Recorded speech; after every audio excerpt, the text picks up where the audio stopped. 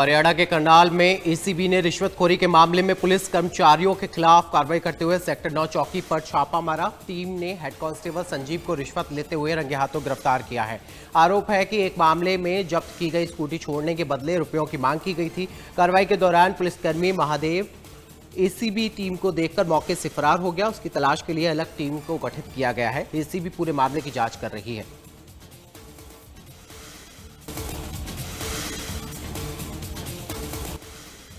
हरियाणा के कैबिनेट मंत्री अनिल विज ने अंबाला वासियों को मल्टी लेवल पार्किंग की सुविधा दी है, लेकिन ये मल्टी लेवल पार्किंग खाली पड़ी है और बाजारों में वाहनों की कतारें देखी जा रही हैं। इतना ही नहीं, दुकानदार भी अपनी दुकानों का सामान बाहर रख रहे हैं, जिससे बाजार में आने वाले लोगों को काफी परेशानी का सामना करना पड़ रहा है। जब इस बारे में नगर परिषद ईओ देवेंद्र नरवाल से बात की तो उन्होंने कहा कि ट्रैफिक व्यवस्था को बनाए रखने का काम पुलिस का है।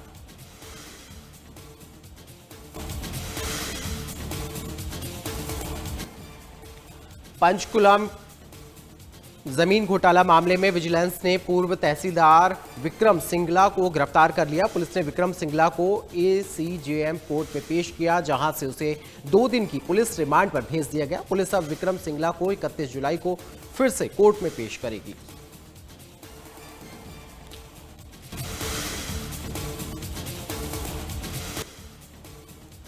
सावन में जो लोग हरिद्वार नहीं जा सकते, उन शिव भक्तों के लिए पोस्ट ऑफिस गंगाजल सुविधा उपलब्ध है।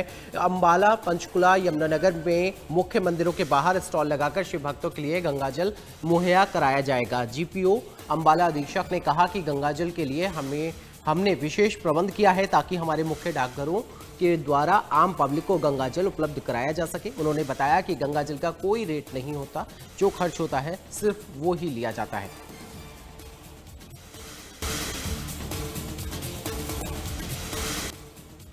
दिल्ली ट्रैफिक पुलिस ने कांवड़ यात्रा 2026 के मद्देनजर 30 जुलाई से 11 अगस्त तक विशेष ट्रैफिक व्यवस्था लागू करने की घोषणा की है। 29 जुलाई से 12 अगस्त तक सिटी बसों को छोड़कर भारी वाहनों की आवाजाही कई प्रमुख मार्गों पर प्रतिबंधित या डाइवर्ट रहेगी। जीटी रोड, वजीराबाद रोड, विकास मार्ग, आशाराम त्यागी मार्ग, पुश्ता रोड और लोनी रोड प्रभावित रहेंगे। 9 अगस्त सुबह 7 बजे से 12 अगस्त 8 बजे तक अप्सरा बॉर्डर से यमुना ब्रिज तक जीटी रोड सामान्य यातायात के लिए बंद रहेगा। पुलिस ने यात्रियों से वैकल्पिक मार्ग अपनाने, अतिरिक्त समय लेकर निकलने और ट्रैफिक एडवाइजरी का पालन करने की अपील की है।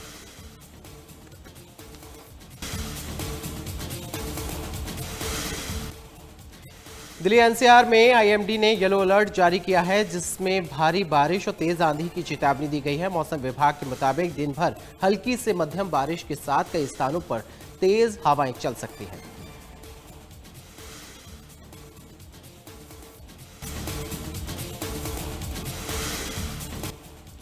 दिल्ली के शाहबाद डेरी इलाके में क्राइम ब्रांच और अपराधियों के बीच मुठभेड़ के बाद पुलिस ने 2 आरोपियों को गिरफ्तार किया है। पुलिस के मुताबिक स्कूटी सवार अपराधियों ने रोकने की कोशिश पर फायरिंग कर दी, जिसके जवाब में पुलिस ने कार्रवाई करते हुए दोनों को गिरफ्तार कर लिया।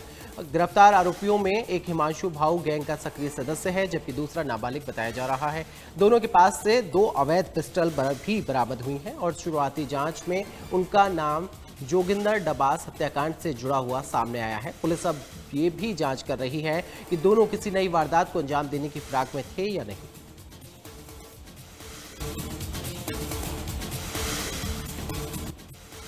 सावन मास की पावन शुरुआत के साथ ही उत्तर प्रदेश के मुख्यमंत्री योगी आदित्यनाथ ने वाराणसी में श्री काल भैरव मंदिर में विधिवत हवन, पूजन अर्चना की और प्रदेश की खुशहाली के लिए प्रार्थना की।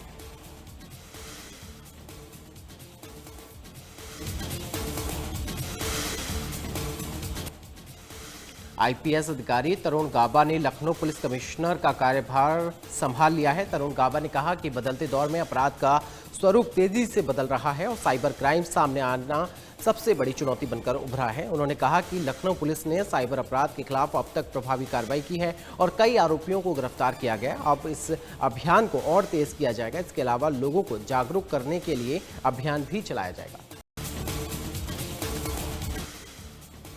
रुद्रप्रयाग में लगातार हो रही भारी बारिश के चलते केदारनाथ हाईवे पर कई स्थानों पर भूस्खलन और सड़क कटाव की घटनाएं सामने आई, जिससे वाहनों की आवाजाही प्रभावित हुई है। हालात का जायजा लेने के लिए जिला मजिस्ट्रेट विशाल मिश्रा ने हाईवे के प्रभावित हिस्सों का निरीक्षण किया और अधिकारियों को राहत एवं मरम्मत कार्य में तेजी लाने के निर्देश दिए। प्रशासन लगातार स्थिति पर नजर बनाए हुए है।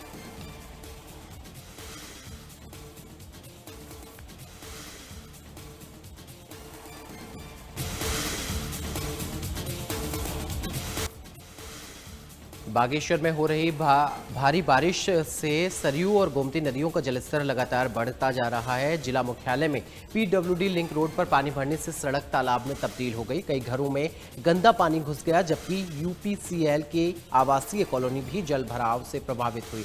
वहीं भूस्खलन के कारण जिले की 16 सड़कें बंद हैं।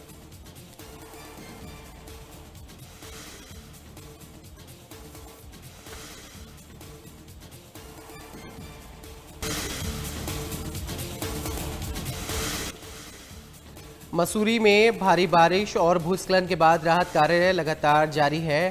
प्रशासन ने बंद पड़े सभी मुख्य और संपर्क मार्गों को खोल दिया है। अब फोकस गड्ढा मुक्त सड़कों पर है। एसडीएम राहुल आनंद ने सभी विभागों को प्राथमिकता के आधार पर अस्थायी मरम्मत करने के निर्देश दिए हैं। उन्होंने कहा कि प्रशासन किसी भी आपदा से निपटने के लिए पूरी तरह से तैयार है और संवेदनशील क्षेत्रों पर लगातार नजर रखी जा रही है।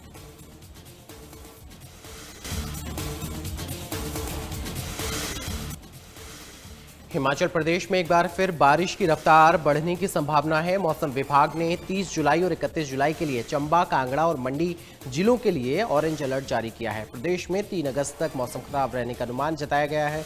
विभाग ने लोगों को सतर्क रहने और बारिश के दौरान सावधानी बरतने की सलाह दी है। कई क्षेत्रों में तेज बारिश के साथ भूस्खलन और अन्य परेशानियों की आशंका बनी हुई है। प्रशासन ने लोगों से मौसम संबंधी अपडेट पर नजर रखने की अपील की है।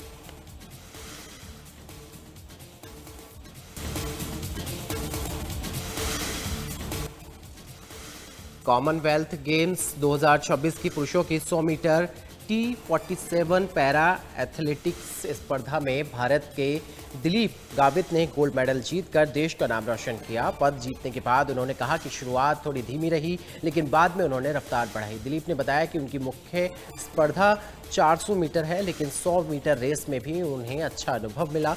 अब उन्होंने अपनी सफलता का श्रेय अपने गुरुओं को दिया है।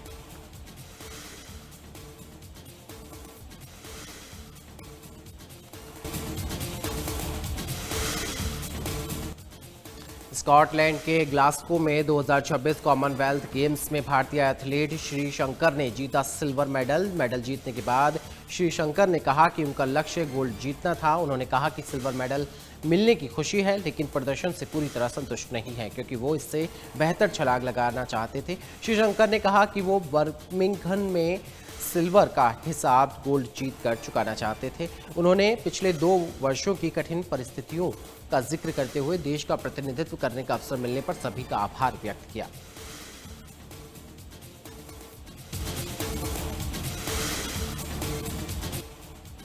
मिस्र के भूमध्य सागर तट स्थित दमियत्ता पोर्ट पर अमेरिकी गैस स्टोरेज टैंकर को ड्रोन से निशाना बनाए जाने की खबर सामने आई है। Port service company inch cap के अनुसार हमले के बाद 2 गैस टैंकरों में आग लग गई। घटना के तुरंत बाद प्रशासन ने राहत और बचाव अभियान चलाकर हालात पर नियंत्रण किया। कंपनी ने बताया कि एलएनजी टर्मिनल पर कार्गो उतारने के दौरान विस्फोट हुआ था। इसके बाद प्रभावित दोनों जहाजों को सुरक्षित तरीके से बंदरगाह क्षेत्र से बाहर पहुंचाया गया।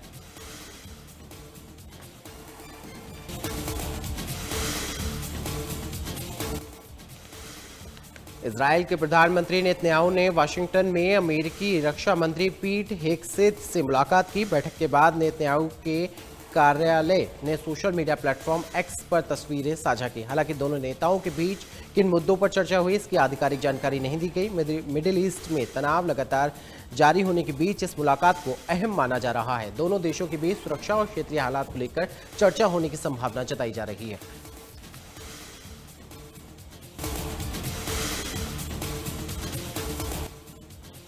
ईरान की संसद की राष्ट्रीय सुरक्षा समिति के सदस्य इस्माइल कौसरी ने कहा कि पिछले कुछ दिनों से अमेरिका ने हमले रोक दिए हैं, लेकिन इससे ये नहीं माना जा सकता कि युद्ध समाप्त हो गया।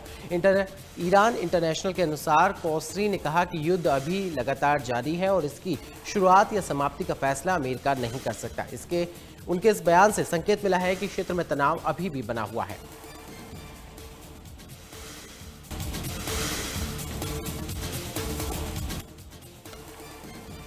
इराक में अमेरिका और सऊदी अरब के हमलों में 5 ईरानी सैन्य सलाहकारों के मारे जाने का दावा किया गया है। बगदाद में हुए अंतिम संस्कार के दौरान ईरान के झंडे में लिपटे ताबूत देखे गए। इस घटना के बाद इराक ने अपनी संप्रभुता की रक्षा करने की बात कही है। इराक सरकार ने कहा कि उनकी जमीन का इस्तेमाल किसी भी पड़ोसी देश के खिलाफ नहीं होने दिया जाएगा। क्षेत्र में बढ़ते तनाव के बीच इराक ने अपनी सुरक्षा और संप्रभुता को लेकर सख्त रुख अपनाया है।